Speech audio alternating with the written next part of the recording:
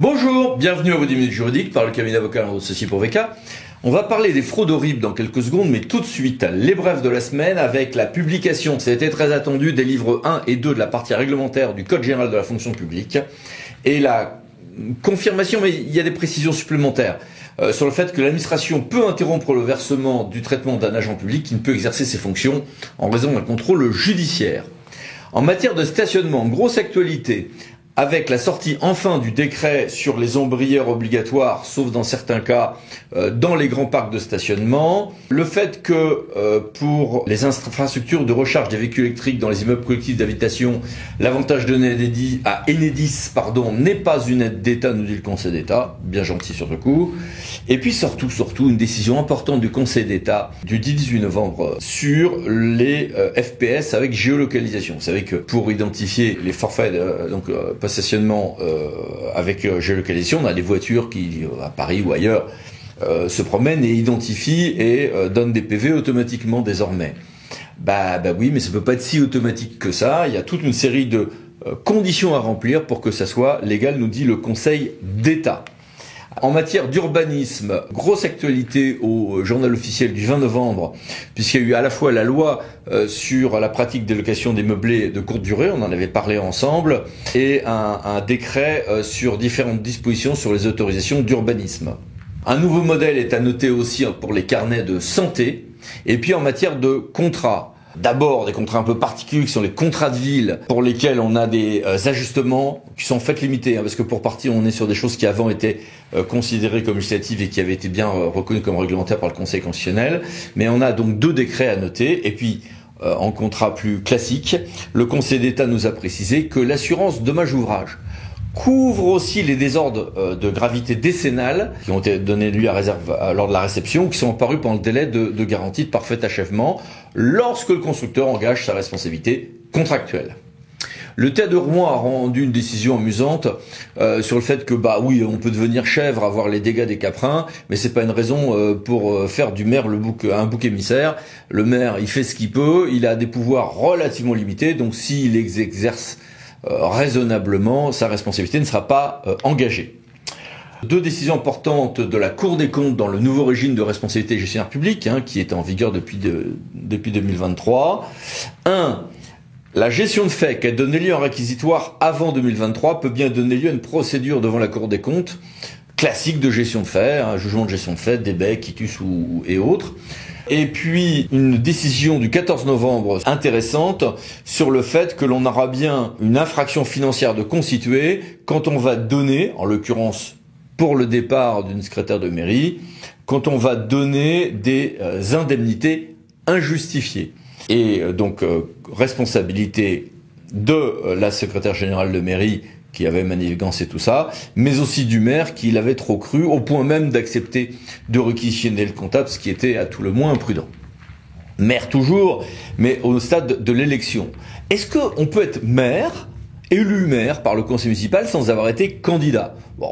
On avait des décisions déjà qui nous l'avaient confirmé, une vieille décision de 1936, mais une autre beaucoup plus récente, et le Conseil d'État l'a confirmé, a surtout dit que ce n'était pas inconstitutionnel alors que ce point était débattu et que l'on peut en séance du Conseil tout de suite si la personne qui vient d'être élue contre son gré, qui n'était pas candidate, si cette personne dit oh non j'y vais pas, je démissionne, est-ce qu'on est obligé d'attendre que le préfet dise oui à cette démission?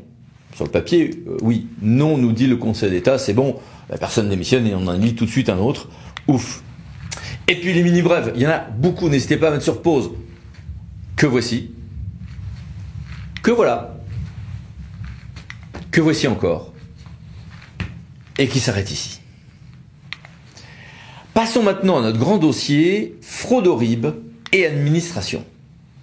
Alors, une facture est payée par une collectivité publique. Normal, elle est sur Chorus Pro, tout ça, très bien. Mais à la suite d'une escroquerie, c'est un malfrat qui encaisse le virement en lieu et place du fournisseur. Ça peut être pas mal de choses. Le grand classique, c'est une fraude sur un changement de RIB.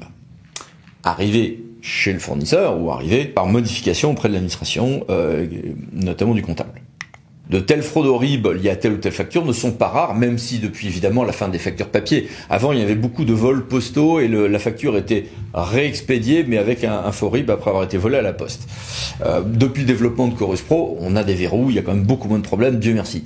Mais bon, après une telle fraude au RIB, celle qui reste, celle qu'on continue à subir, qui aurait dû être vérifiée par le comptable public, qui aurait dû vérifier que c'était bien le bon RIB, il faut alors payer le fournisseur.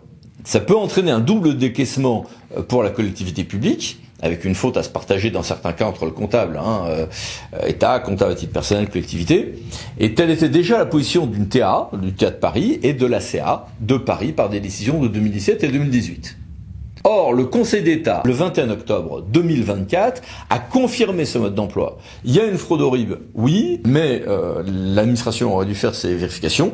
Et si elle a payé le fraudeur et non pas la personne à qui on devait verser une aide, une subvention, payer une facture ou autre, enfin à qui on devait faire un versement, eh bien, l'administration a l'obligation de payer une seconde fois donc cette facture, s'il s'agit d'une facture. S'il y a une faute de la part du fournisseur ou du bénéficiaire d'une aide ou autre, il pourrait y avoir une action récursoire, mais ça ne sera pas l'administration, nous dit le Conseil d'État, en tout cas dans le cas d'espèce, de faire la compensation entre les deux. Le juge, lui, par contre, pourra faire ce genre de compensation s'il est saisi.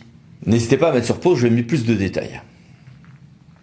Et donc évidemment, on se retrouve avec un régime un peu compliqué où on paye parfois une seconde fois, mais on pourra faire une action récursoire, avec parfois un office du juge consistant à compenser les deux, mais on le fait pas soi-même. Bien.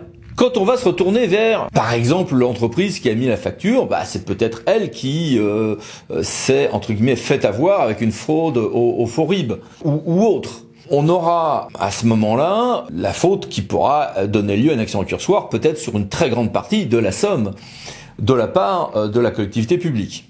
Oui, mais attention, parce qu'en même temps, la Cour de cassation, le 23 octobre 2024, a été, certes dans un cadre particulier de relations avec les banques, etc., très indulgente sur les fautes des gens qui se font avoir, notamment dans ce qu'on appelle le spoofing.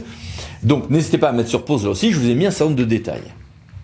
À côté de ces réponses jurisprudentielles, il y a également une loi relative à la lutte contre la fraude. Là aussi, n'hésitez pas à mettre sur pause, je vous ai mis des détails. Et puis, il y a surtout beaucoup de guides. Un avis de la Commission supérieure du numérique et des postes, beaucoup de diffusion d'informations, notamment par cybermalveillance.gouv.fr. Et j'ai voulu leur demander un certain nombre de conseils opérationnels sur ces fraudes, notamment ces fraudes au RIB. Et donc, nous avons avec nous Monsieur Latour, que je remercie. Monsieur le directeur, bonjour. Bonjour. Première question, qu'est-ce qu'une fraude au faux RIB en matière notamment de commande publique? Alors la fraude au faux RIB, en fait, consiste pour un escroc à usurper l'identité d'un fournisseur ou d'un collaborateur pour demander un paiement sur un RIB jusqu'alors inconnu. Lorsqu'il s'agit d'un fournisseur, ça peut être pour régler une commande en attente, par exemple, où il va fournir donc un nouveau RIB. Et lorsqu'il s'agit d'un salarié, ça peut être par exemple un message qu'il va adresser demandant le virement de son salaire sur un nouveau compte. Dans les deux cas, cela fait souvent suite au piratage de la messagerie de la personne qui vous envoie ce message. Et quelles mesures de prudence recommandées ? En fait, la principale mesure à donner aux collaborateurs qui sont en charge de ces paiements ou de ces changements de RIB au sein de l'organisation, c'est de toujours vérifier directement auprès de l'émetteur de la demande dès lors qu'ils sont confrontés à un nouveau RIB sur lequel effectuer un paiement ou sur lequel effectuer le règlement du salaire. Et quelle politique de formation ou au moins de sensibilisation interne prévoir ? La sensibilisation est déterminante face à ce type de menace, puisqu'en fait, l'organisation en elle-même n'est pas directement attaquée. Ça va être effectivement de pouvoir expliquer régulièrement aux différents collaborateurs que ce genre d'escroquerie peut exister et de leur rappeler les mesures de sécurité à prendre, comme nous l'avons évoqué, de toujours faire un contre-appel pour vérifier l'information qui est transmise avant d'effectuer le moindre paiement ou le moindre changement de RIB, et devront être plus particulièrement visés l'ensemble des agents qui peuvent effectuer ce genre d'opération, qu'il s'agisse des agents comptables, voire des agents des ressources humaines. Merci beaucoup, au revoir. Merci, au revoir. Et merci à vous. À bientôt pour une nouvelle vidéo, les 10 minutes juridiques, parlant de associés pour VK. Pensez à vous abonner, c'est par là. Merci, au revoir.